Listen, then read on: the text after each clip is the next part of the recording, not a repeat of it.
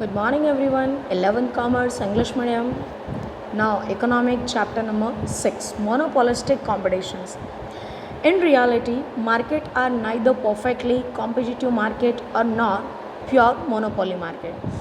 A mixed form of both is found. There is a consistence of partial monopoly and partial perfect competitions in the market, which is known as monopolistic competitions.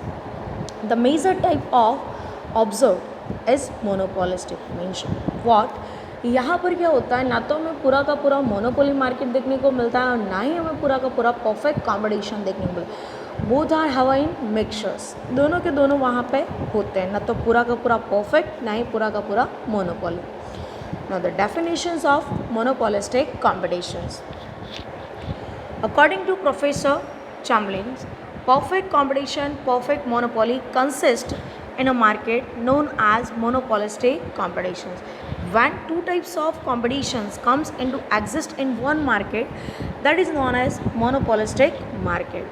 Second is according to Smith Robinson.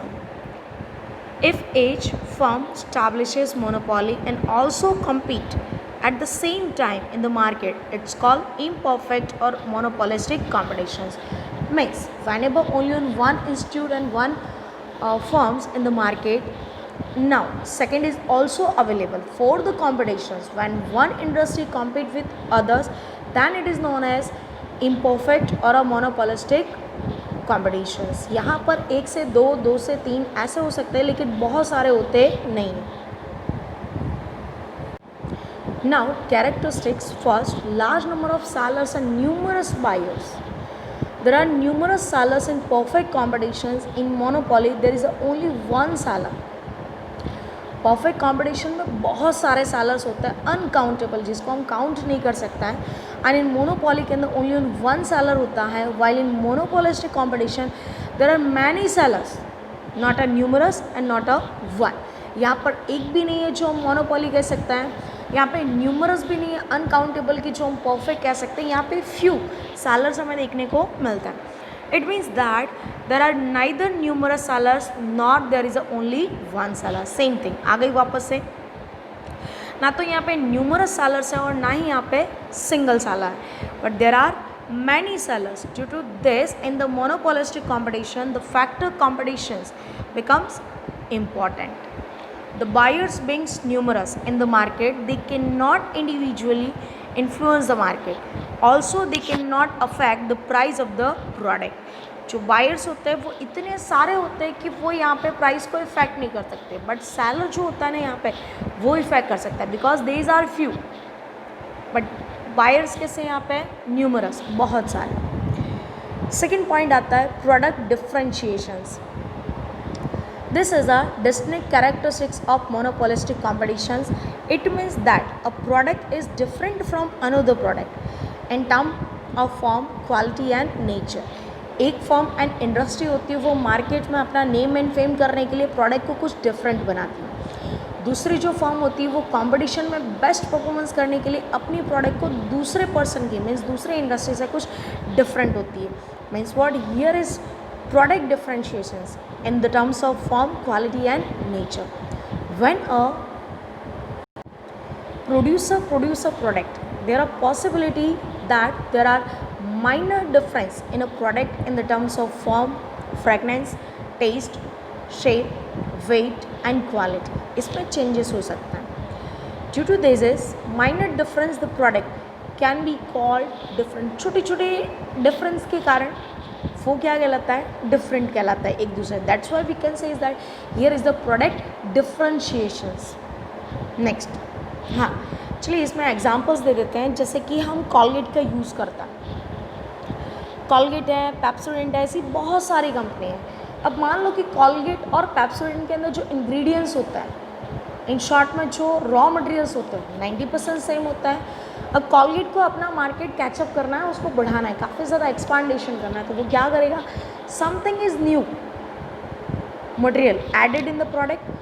तो suppose मान लो उसने salt add कर दिया, तो उसका कुछ different हो गया, तो उसकी मार्केट के अंदर डिमांड कैसी हो जाएगी, अलग. माइनर सा चेंज करते हैं, that is called different. Next, free entry and exit of the firm. The free movement of firm means the unrestricted entry and exit of the firm. आप अपनी मर्जी से आ सकते हैं और अपनी मर्जी से पूरा का पूरा मार्केट छोड़ करके आप जा सकते हैं. एंट्री कब होगी? whenever you have feel I have to earn profit from this work, this types of product selling in the market, and whenever you feel I get the losses in the market, then you can exit. The supernormal profit attracts the firm freely in the market. Even when the firms suffer losses, they are free to exit from the market.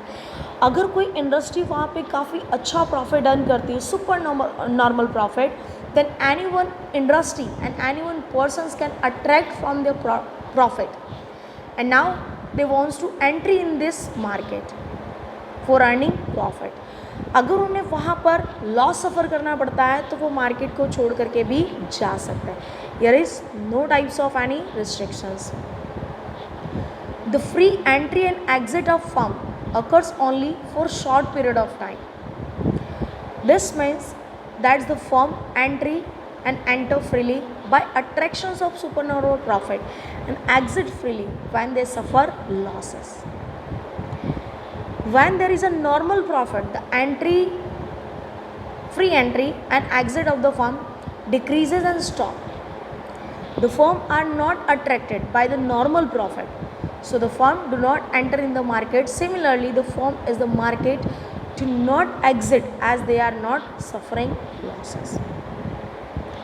यहाँ पे जो दूसरे industries का attractions होता है वो किससे होता है? Super normal profit. जब आप ज़्यादा एक्स्ट्रा ऑर्डिनरी प्रॉफिट अर्न करते हैं तब.